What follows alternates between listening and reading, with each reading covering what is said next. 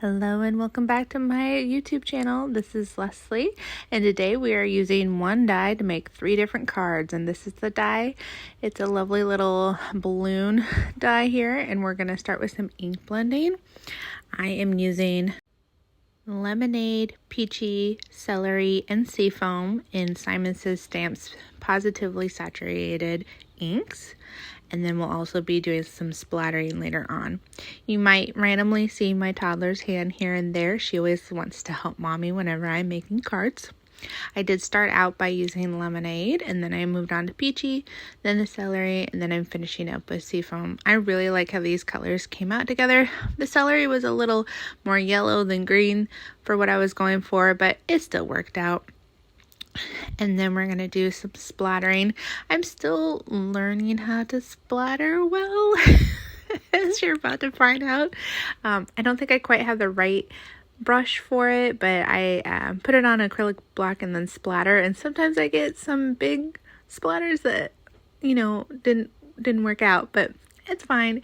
When I go to die cut this, it ends up working out, but I just love the shine and a little bit of sparkle that it gives, and I have fun doing it. So now I'm going to use my Platinum 6 from Spellbinders. I have the limited edition in the aqua, which that's one of my favorite colors, which is why we bought it. Plus it had glitter plates, so yep, that happened. I did run this die cut through 2 times, or once back and forward and back, just so it would get a really good impression, because sometimes with my magic mat it doesn't always cut all the way through. I probably need a new one. But I also did it a bunch with some white cardstock, because I'm going to be building up this first card into a shaker. And you kind of see me as I go here figuring out what I want to do for that, because I didn't quite have a full plan as I started these cards, which you'll see here in a minute. Note to future self, always die cut in the exact same spot on your panels instead of trying to build up your panels and then use the X-Acto knife to cut it straight, which is what I'm about to do. So I think I have, I want to say 6 panels altogether. The original mix that I was going to use was chunkier than the one I ending up with, but it worked out. I do like the dimension that it came out with. This is me trying to cut through all those layers with my X-Acto knife. It did work. It just was not probably the simplest way to do this, but you live, you learn, you move on. And then I use some HTV, is it H? It's not HTV, it's HTG. I don't know. It's sticky tape, guys. And then I'm using some plastic just from some packaging that came on one of the dies or one of the stamps or whatever I'm ordering. I have so much of this that I don't buy acetate, because whenever I make shakers, either there's the acetate that comes with it, like with Queen & Co., or I just use some packaging. So I ended up going with this confetti mix. I have no idea where I got this confetti mix, guys. I think it's from Simon Says Stamps, but I had put it in my little bottle containers and then didn't write anything down. So yep, that's me. I did glue the packaging plastic to the top layer. Well, what I thought was the top layer. This is actually another white layer, because I was thinking I would do the rainbow outline inside of it, but then I changed my mind. So it shakes pretty well. We did have some that got stuck in the lower balloon, the lower right hand balloon and the top left hand balloon, because some of those pieces are bigger and it was just the right size to get stuck in the little narrow parts. But oh well, it still shakes beautifully. It looks great. So I decided to take the outline of the ink blended piece of paper for this first one to make the shaker with it. I just really like how the colors come out. I use the white outline of the dies, of all those lovely dies. I did build it up like 2 or 3, because I'm going to be using those for the other cards. But what I did do later on was, instead of gluing like you see here, I ended up taking all of these outside and with a spray box and just use a spray adhesive. Of course, I can't do that inside my studio because not only is it a very small craft room with no ventilation, but my daughters tend to be behind me as I craft. So let's not give all the toddlers a hi. That would not be fun. So I'm just going to press down lightly here, make sure it's sticking. Use my acrylic block to really make sure it's down. And then I'm going to fill in those blank pieces in between the balloons, just so the balloons really shine. And you can see them really well. I did lose a piece of one of the little curly cues, but it's okay. It ends up working out. It's just, another little spot that you can see. Fun, shaker. Confetti, whatever this is called. I did say these cards were definitely puzzles for me. You'll see later in the video that I put together all the little balloons too. So this was kind of fun. And for as many things that went wrong with these cards, it was still decently relaxing to make. I really like putting puzzles together, and I don't get the chance anymore unless it's a puzzle with about, 9 pieces or 12 pieces that I do with my toddler. There's just no room for me to be putting giant puzzles together, especially when I'm trying to use all that room up to craft. So I'm just finishing up putting the last few pieces in these little curly cues here. Like I said, there was one that I was missing. It'll probably show up like in 3 months when I actually clean off my desk. I try to do a semi-clean in between projects, but deep cleans happen every few months when I'm really getting tired of not being able to find things. Otherwise, my chaos is where I know where things are, so don't organize my chaos. I'm organized in my chaos. And it was the very top one that's missing, which, it's okay. It adds a little bit of sparkle with the extra, hole. But I just love how this shakes and how it came out, and I'm really excited about this. I did decide to put another layer of that white just so it gives it a little bit extra dimension, because since I put the white layer with the plastic and then I put the ink blended paper, it needed the extra balloon die cut. Sorry, I'm very distracted as I do this voiceover, holding my kid as she wiggles her feet at me. She's 9 months old and is starting to get super active. But anyway, I wanted to make sure everything was kind of even, so that's why this needed the extra layer. Plus it, gives it just a little bit more oomph, I guess. I do put my acrylic block on top of it in between those gluing layers just to make sure everything gets a good seal, good impression. As you can see, I had to adjust there a little bit. And then we're going to move on to the sentiment. So with this one, I just decided to do just a plain black sentiment with my Memento ink. It just says birthday wishes. This is one of Simon Says Stamps birthday stamp sets. Sorry about that, guys. Somebody woke up. But now that she's taken care of, back to the video. All right, so I am putting the sentiment on this first card, just as birthday wishes, just simple. I ended up fussy cutting it out because I don't have the matching dies with this. It is one of the Simon Says Stamps sets. I will link it down below because I'm not 100% sure what it's called. I got it in one of the monthly kits though, and I really do like a lot of the stamps on that one. And that is the first card. All right, it's so pretty.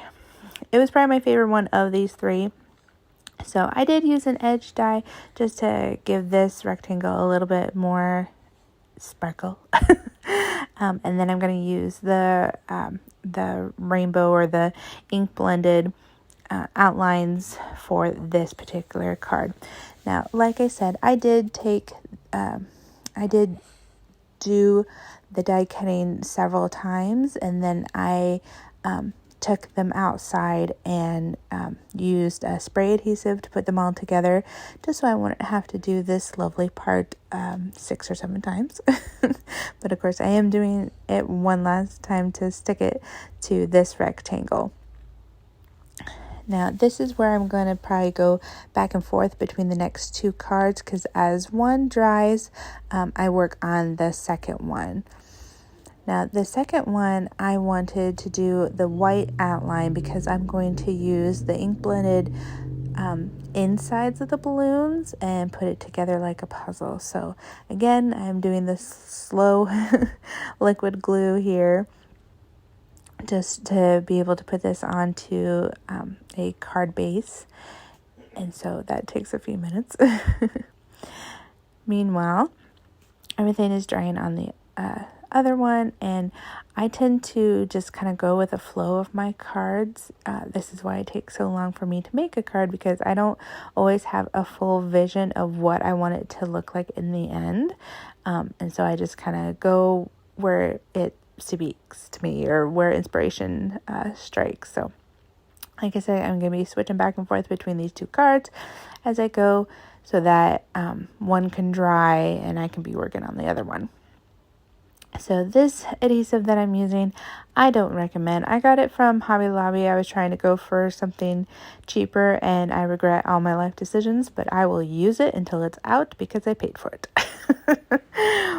I did just put that card on a card base. I'm just doing a simple white one. And then here is where I'm going to fill in the puzzle. Now, I am looking at that very first card to make sure I'm getting the right balloons in the right spaces. They're pretty unique to their space, except for the ones that are full. Like the ones that you can see that part of them are cut out because of the overlap. They're a little, more specific, but as you can see here, I was going back and forth of which one that one connected to. It's because the full ones are the exact same size, so I had to make sure I was putting the right color in the right place. I did put it all together, and then I took out each individual piece and glued it in. The outline itself is like 4 or 5 layers deep, so I have to kind of push those deeper in to get them to stay. Now this is where things got a little messy. I decided that I thought it would be cool to put the sentiments inside of the little balloons, but of course it is raised up a little bit, so I had to be very correct on where the stamp went, and I wanted to keep the same kind of ombre effect. But after stamping, I realized that it is very hard to see the yellows, and I had not cleaned off the middle stamp well enough the last time I used it, so the orange kind of had a black mix to it, so it just looked hard to read and a little silly. So I just decided to take the seafoam blue and then just ink all the stamps at once and stick it in there. Now this is 2 different stamp sets from Simon Says Stamps. Again, they're both part of the monthly kits that they send out. I tend to only purchase certain ones that I feel like I can get a lot of use out of. Birthdays are a very specific one. And actually I did buy this month's one, which is bees and sunflowers, because anything that has to do with sunflowers, I'm going to buy it. And then a lot of the birthday ones I'm going to buy because those are the cards that I make the most of. And I wanted to do a little bit of shine with this sentiment, so I did do some silver embossing powder for it, but I forgot to use my what is it called, the little baggie that I lost my word. Well, you can see what I have to do here. Static, the de-static or thingy. Yeah. Guys, just, words are fun. Anyway, I like watching videos where people are doing the heat embossing and you just see it all turn silvery. You can't see it real well on mine just because it kind of went dark to light instead of like real showing, but it actually came out really well for the fact that I had forgotten the anti-static, that's the word, baggie, but it's okay. I am using foam tape to lift this up, give it a little bit more dimension as I put it on a card base. And then I do use that embossed happy birthday on this particular one. I am using a T ruler just to make sure it stays straight, which that was a new thing for me. I just bought that. And then these little gems are actually ones from the Dollar Tree. I was gifted a few of these just to try them out, and I actually like how they come out. They are all stuck in a line, so you have to kind of individually tear them apart, but it works. There's that second card, and then let's finish up the last one. So like I said, there's a couple different sentiments in it. It says happy birthday, sending birthday wishes, time to party, let's eat cake. And then there is a few like decor-esque items. There's some sparkles in that upper left one, and then some polka dots that I put in the that far middle right one. And then I just decided to add a few star sprinkles. This is also a set I got at the Dollar Tree. The Dollar Tree is actually up in its craft game. There are some fun like shaker elements and just some, it's cheap. You get what you pay for, but sometimes it works kind of thing. And like I've gotten some Cricut tools that work out for me real well. And in this case, I have some fun sprinkle confetti that just added just the right amount of shine to these balloons. And as I try to figure out where all I want them, I am just using a jewel picker to get them up, and it just adds just enough little shine and sparkle. I like it. So let me know down below which was your favorite. Was it the shaker? Was it the middle rainbow? Or was it the puzzle one? Comment down below. Let me know. And I hope to see you guys in my next video. Hit that subscribe button. Hit that like button if you like this video. And hit the bell. And I will see you next time. Have a great day, guys. Bye.